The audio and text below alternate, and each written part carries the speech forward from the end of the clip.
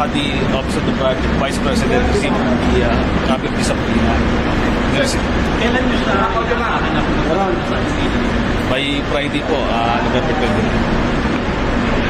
So, pati yung kasi natin namin merong hearing sa Friday. Opo, ang purpose po ng subpoena is to shed light doon sa mga utterances ng Vice President.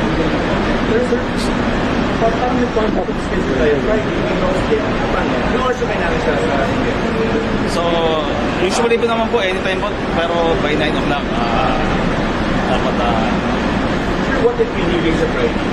pwede naman po siyang padala ng emissary or ng kahit na sinong resident para i-reset o Pwede mag-reset. pwede naman po siguro kung talagang may urgency. Pero sir, basically, kailangan niyo pa siya. Sana po, mas maganda kung mismo yung Vice President na po. Kasi nyo na mag-reset.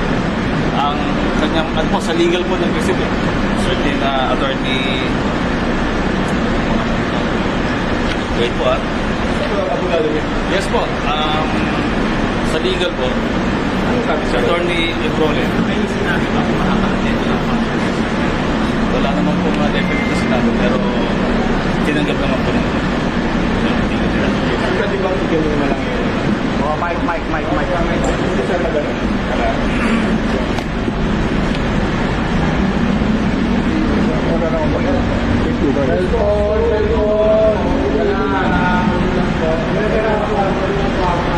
Oh, sandali lang. Sandali lang, hop. Sandali lang po.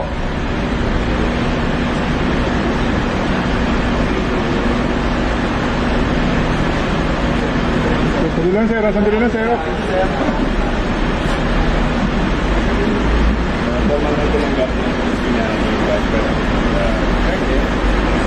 Hop, hop, hop. Cellphone.